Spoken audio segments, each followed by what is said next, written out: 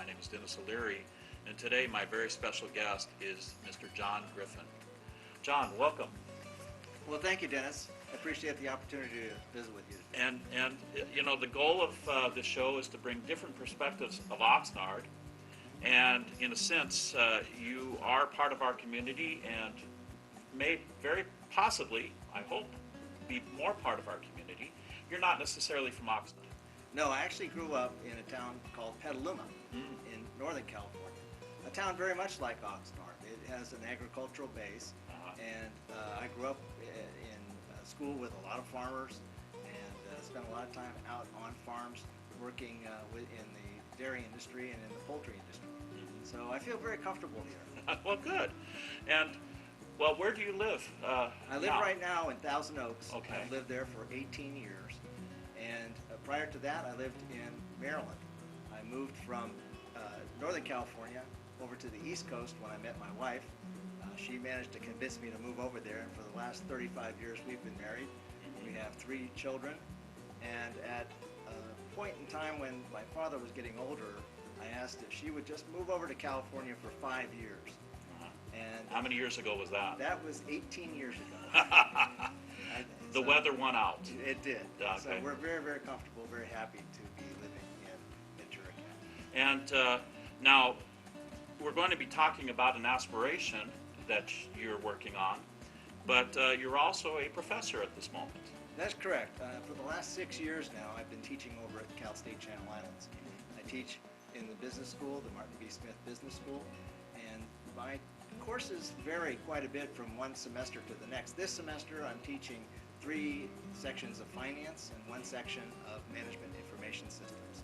I have quite a varied background as an engineer, as an attorney, as a business owner, and because of that I've been able to really fit into a lot of the courses that are taught there at Channel Islands in the undergraduate program. I've taught business law, I've taught the intro to management. This summer I'll be teaching a marketing course.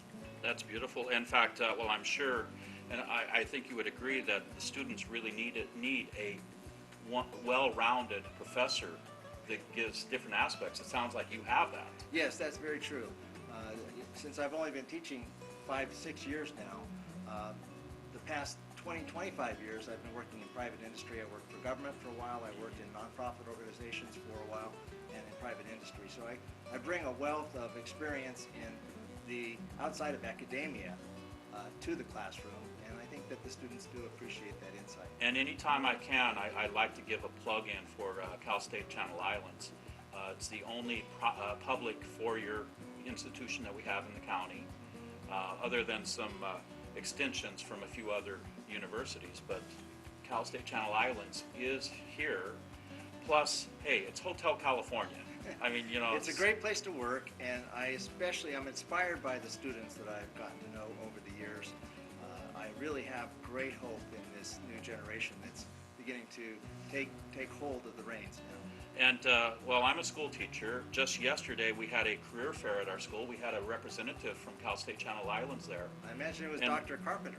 Actually, it was a woman, and I can't recall her name, but it probably was. Dr. Amanda Carpenter is our career development specialist. That was her. And she is just terrific. And the one thing that she pointed out was that I believe the student body is about 65% women. And she was encouraging more guys to come there. Well, we want to encourage everybody to go. But the question was asked why, and she wasn't able to answer that. But it's a growing university. It's growing in courses now. It's growing in student population. And what a beautiful location. Yes, it is a beautiful location. You know, the students that go there are some of the luckiest students in the state, really. It's a public school with a private school look and feel to it.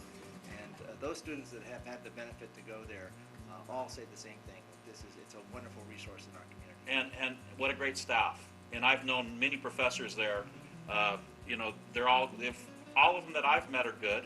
I'm sure a student might differ from day to day depending on the term paper, but no, we're into the grading season now, so that's a sensitive subject. Yes, but you know what? We all know that it can't be too easy either. No. Now, so from teaching business and law finances, it sounds like, in fact, it's apparent you're taking this to the next step. Well, I didn't have plans really in my career path to be a tax man. You know, I remember the song that the Beatles sang about tax men, and it kind of put a bad taste in my mouth for tax men. But the fact is that when I heard what our county assessor was doing, I first of all didn't believe it. I didn't believe that a tax person would start to tax nonprofit organizations. Right. And when I looked into it further, I discovered that sure enough, this is what our tax assessor was doing. And I felt really quite outraged about it. The fact is that I've worked with a lot of nonprofit organizations over the years, and I know how hard they struggle to do the good work that they do. And taking money away from them is just the wrong thing to do. Well, now, are these nonprofits that are selling, manufacturing, selling soap on the market? I mean, are they profiting where it should not be a nonprofit, or are they legitimate nonprofits? They're legitimate nonprofits. Sure enough, there are some nonprofits that hold themselves out to be nonprofits and they're not. Right. And for those, we should go after them and we should shut them down. That's not the job of the county assessor, though. If I were assessor and I found organizations that were operating in that way, I would turn that information over to the Secretary of State or to the Attorney General and have those officials do their duty and take charge of those organizations. In fact, we were talking earlier that one of these groups are a group of Octarians who sit and play bridge. Yes, a group I met with just this last week, about 200 in the group of bridge club players up in Ventura, meet at a temple up there. They meet 3 days a week and have a wonderful time. I mean, for many of these Octarians, that's their main recreation, is getting out and playing bridge and sharing some time with their friends. It turns out that because of that activity, the temple is threatened with losing their tax exemption status. Wow. And the effect of that is that the temple has informed the bridge club that they may not be able to meet there anymore. And finding a space to accommodate 200 bridge players is just not that easy. Now, maybe the good news is in a group of 200 Octarians who know how to memorize plays and bridge, generally vote in high numbers, I would think. I'm certainly hoping so. And I made the pitch to them that we could get this changed on June 3rd, so I'm hoping that message came through to them. But you see some movement, not only in this case, but there's been other situations where you believe that the current assessor has taken the law and added to it. Oh yes, and it seems as though the objective here is to try to recapture some of the taxes that are being, as he believes, lost to these nonprofit organizations. What I believe is that these nonprofit organizations contribute an enormous amount to our local economies. A study done by Jamshed Demui up at Cal Lutheran University has found that for every dollar the Boys and Girls Clubs get, it returns to the community $16.46. In other words, these organizations generate revenue for the community. And it's not just that they're not paying taxes, they're adding to the community. And you mentioned, you know, we're talking about the senior citizens, but youth. So many nonprofit organizations deal with youth. Mm-hmm. And, you know, I'm one of the opinion that believe that, you know, there were problems with youth back in our day, and there is today, and 100 years from now, we'll probably, you know, they'll probably wonder, well, what's up with the youth? But these organizations provide that outlet that we consider the solution quite often. Not only that, but many high schools require that students, in order to get that high school degree, have to spend some time in community service. Right. So these organizations provide a venue where our students can learn to be good citizens, learn to be contributing citizens to our society. Now, do you truly think that being a county assessor, that people will love you? You know, I mean, you know, you have to have a little thick skin, I'm sure. I would think so. But one thing I've learned over the years is that communicating with people can go a long way to helping them understand what it is you're doing. And on another count, I don't believe that we have had very good transparency with our current assessor. There are a number of ways that I think that the assessor's office could do a lot more outreach to the community, and I think that would take a little of the sting out of what the assessor does. And while you set yourself out, what type of outreach do you believe should be done? What type of outreach do you believe that you would be able to provide? Well, communicating with stakeholders is, I think, a very important aspect of this. And certainly as a marketing professor, you understand how important it is to communicate with your customers. So there are a variety of channels that we can use to do that communication. And I would take advantage of all those channels, from talking at various public events, as well as making sure that the web is very interactive so that we can have a good communication there. Even through social media can be a channel through which we could communicate to our stakeholders and our taxpayers in this county. And none of those channels are really being used at this time. And shortly I want to delve more into the role of the county assessor, the history of economics, particularly pertaining to Oxnard.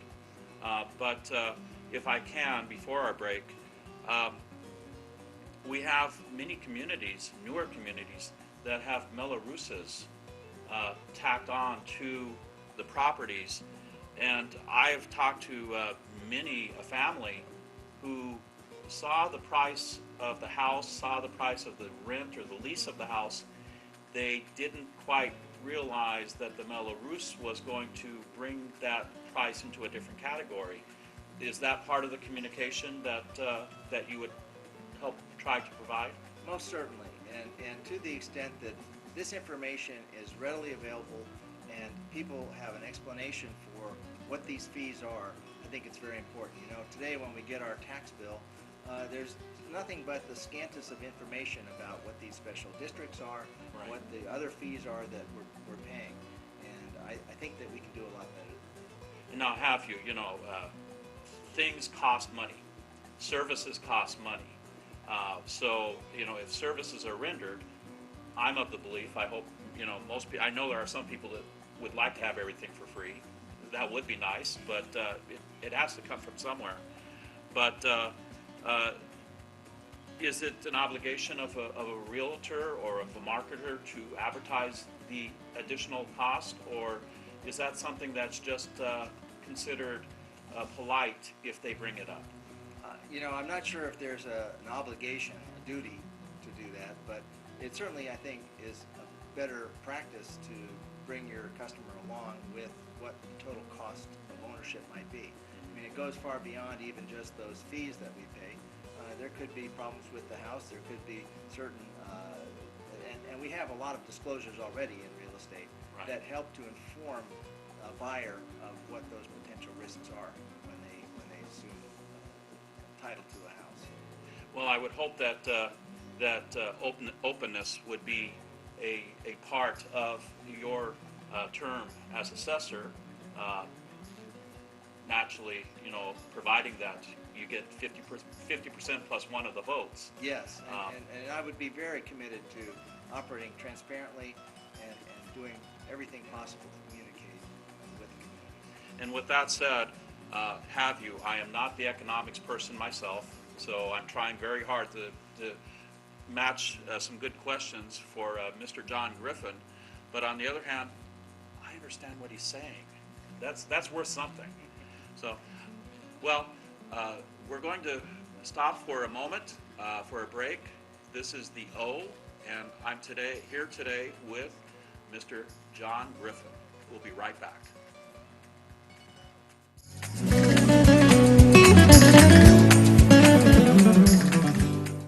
Welcome back to the O, Perspectives in Oxnard. Today our special guest is Mr. John Griffin, who is a candidate for Ventura County Assessor. In fact, the ballots have arrived at home. That's right. The ballots were mailed out at the beginning of this week, and many of the voters, I believe, received their ballots if they vote by mail. It used to be that in a campaign you had to peak 2-3 days before the election, and that was it. Well, there's two peaks these days. Yes. The peak that comes just before the ballots go out into the mail, and the second peak. And here in Ventura County, it's almost even. 50% of the voters will receive their ballot by mail, and the other 50% will go to the polls. In my house, there are 3 of us get it by mail. I'm one of those diehards. I like to go and do it in person and get my sticker. It's probably old-fashioned. I'm kind of in the middle. I get mine by mail, but then I walk it in. Okay. And I get the sticker. But Typical politician, huh? You get it both ways. It there. saves time, and I drive right by the polling place anyway, so it's Uh-huh. very easy for me to run in and drop it off. Now, you're running. The seat that you're running for is a county seat. Oxnard, and I remind many people, Oxnard's the largest city in not only in the county but in the tri-counties. We're close to 250,000 people in Oxnard, and on any given day we probably are over 250,000 people. Oxnard is a powerhouse, except politically and financially. I think we've been behind, and in part I blame myself and maybe fellow elected officials from the area. It's hard to say why, but I don't see us as the power as we should be. Economically, where is Oxnard today, and where do you think it will go into in the future? Well, Oxnard is a bit of a dilemma because, yes, there are many voters here, and I would love to be campaigning much harder here to win those voters. But traditionally, those voters have not come out to vote. And so I think to an extent, there's people running for a countywide office might back off a little bit on Oxnard. I think Oxnard has a terrific future. The population that is here is growing. The economic base is growing. And I believe that in time, Oxnard will rekindle the strength of the political power that is here. And Oxnard, I don't believe is the bedroom community that it used to be. Mm-hmm. We are getting businesses, we are getting manufacturing, retail here locally now. Mm-hmm. Plus, the distance between Oxnard and Camarillo and Oxnard and Ventura seems to be lessening. Mm-hmm. So I hope. I agree, and I hope that your words are correct. That, yeah, no, the distance also economically, I think, is narrowing. You know, with the new shopping centers that have gone up, the redevelopment that's gone on downtown here. Mm-hmm. There's a beautiful historic center here that I think, and the museum. I mean, there's a lot of good things that are starting to happen in Oxnard, and I see this as an opportunity in the county more than something to be really ignored. Now, a couple of years ago, the bubble burst, and it affected all corners of the country, locally in Oxnard, also in Camarillo and other places. But in Oxnard, we had a great amount of foreclosures. And still today, we have quite a bit of houses that I wouldn't say are abandoned, but they're in the process of being put back on the economic market again. The county assessor has a lot of work, and I'm not saying that the position caused this problem, but the county assessor has to keep abreast of the trends in this. Do you believe, what are the issues, what are the challenges in a recovery as far as home values and property values? Yeah, that's a very interesting question because what we've seen over the last few years is something pretty unusual. I mean, for the most part, for most of my entire life, property values have gone up, sometimes faster than others, but rarely have they gone down. And these last 4 or 5 years, we've seen a collapse in the prices of homes. And this does create a challenge for the assessor, because what the assessor does is evaluate the property values around the county, and one thing that does determine those property values are sales. Right. So when there are these short sales, it lowers the comparable value of all the homes in that area. And so what we've seen over the last 4 years is a lowering of values, not just in Oxnard, all over the country, as you point out. Now, the assessor, so I live in a house that I've lived in for more than 5 years, and I noticed that I have a couple next door neighbors that are no longer there. The house was abandoned for a while, it's sold on the market, my house value has gone down, partly because of the neighbors having their houses foreclosed on. And as a result of that, our assessed values have gone down in Ventura County as well as other counties. The result, But do I need to wait for the assessor to tell me, or can I go to the assessor? oh no, there's a process whereby you can apply for a reassessment based on those sales in your neighborhood. And in fact, many in Ventura County have done that.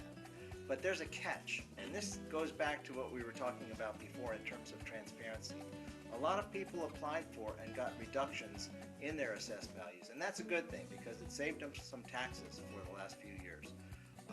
The assessor likes to point out that he lowered assessments on 80,000 homes in Ventura County, and he seems to be taking credit for this when in fact the recession, and I don't believe that he's suggesting that he caused the recession so that he could lower people's Or assessed hopefully values. that he thinks the recession was a good thing. Oh no, Yes. exactly, no. One would never hope for a recession like we've seen ever again in their lifetimes. But the effect of that has been assessed values have gone down. Now, we have in California Proposition 13 that Correct. allows for assessed values to go up at the rate of 2% per year, and it caps it at 2% per year. And in all those prior years, property values, as they were going up, our assessed value went up at the rate of 2%. There's another part of Prop 13, it's called Prop 8, that was passed around the same time as Prop 13. What Prop 8 allows for is the recapture of any assessed values that go down. And those assessed values can be recaptured any year that valuations go up. So it's not necessarily if the economy goes down 40%, the value of a house goes down 40%. It's not that 2% starts from that point on, because it might be a roller coaster. That's right. No, the 2% picks up from where it left off. So assessed values over the last few years have gone down, but we're at a stage now where prices are recovering, and some homeowners are going to see their assessed value go up very sharply in 2013, 2014. And that's because those values have escalated to the point where it's going to recapture not just what they applied for and received in terms of a lower assessment, but also it recaptures the 2% that may not have been accumulated during those 4 or 5 years of our recession. Can I ask, as a suggestion, it sounds like these are issues that if you ask, you will get the information. Can I ask that you be the person who stands up and gives the information? Because I wouldn't have thought about this conversation yesterday. Sure. No, I think some examples would be good to have. I don't have any with me today, Right.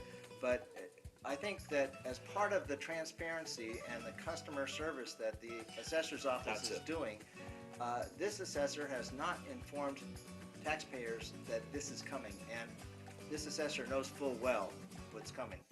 Those bills will go out in July after the election, which is really most convenient for the assessor. But the truth be told, there are some homeowners that are going to have quite a shock in their tax bill when they see it. And the result of that is going to be a lot of taxpayers will likely appeal because they will be in disbelief over what they see as a $2,000 or $3,000 increase in their property tax. You know, we've never seen anything like that before because property tax assessments and hence property taxes It became have a gone very routine. slow. But this next year, there's going to be a big surprise, and those appeals are going to lead to a lot more work in the assessor's office. And I don't know, but I suspect that our assessor may not be gearing up for the volume of appeals. When he talks about 80,000 taxpayers having their assessment go down, it's very likely those same 80,000 are going to be appealing because now they've shot right back up and even more. So it's having your cake and eating it too. Yes. Now again, basically, he is and you are running to be the tax man. But transparency, I think most people would feel better if the person in that position was proactive and transparent. Well, proactive in the sense of, yes, informing. Correct. But in terms of creating new taxes and being overzealous in taxing, I don't think that's a good thing. Well, you can't create new taxes, can you, in that position? No, I mean, your task is to interpret and execute the law. Right. But as with many laws, there's usually some latitude, and within the ambiguity in the law, you can take it to one extreme or another. And like you were saying earlier, that adding to the laws and the policy of nonprofits. Again, that is an interpretation of the law. It's an extreme interpretation of the law because no other assessor is doing this. And, but because there's just some slight amount of ambiguity, it has allowed for our assessor to interpret it in a way that is extreme. Now, we have in Oxnard, we have, as you say, quite a bit of development. We have the collection next to the freeway, which I think is a gem, and as you said, I think is going to be an economic boom for the rest of the city. I hope it's directed that way. That's out of our hands, but the possibility, the potential is there. We have other centers of economy that hopefully will generate income. But we also have the homeowner in South Oxnard. We have the homeowner in sections of Oxnard that have been left behind. If you drive through the neighborhoods, they look like the 1960s, 1970s. The streets might not be as well paved as some other areas.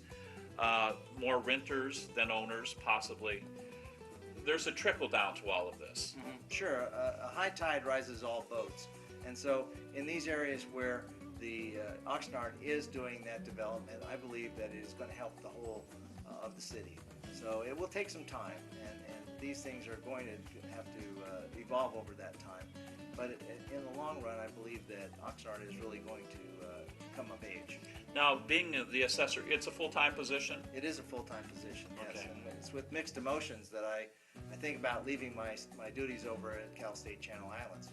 I'm really enjoying what I do there, and it comes with mixed blessings that I would be in a new job here. Right. But I could imagine that they wouldn't deny you a guest speaking position. Oh no, and yes, I mean, when my term was over, or when I decided to leave the office, I would probably consider going back and sharing some of my experiences with them again. Now, the media, and have you, the O is, I think of it as cutting edge.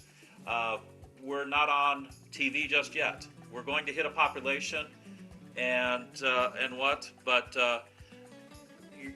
you're going to be proactive, I would hope, in the media, because as a candidate, but more so as an elected official, we need to know what you're seeing. Oh, absolutely.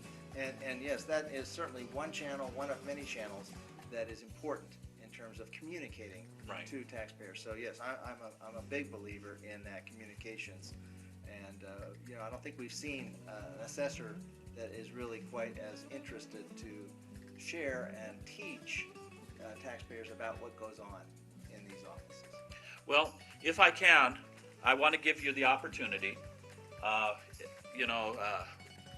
Some campaigns have bigger budgets than others, and some campaigns provide TV commercials, and I've already started seeing some. But can I ask you the 60-second why I should be elected Ventura County Assessor?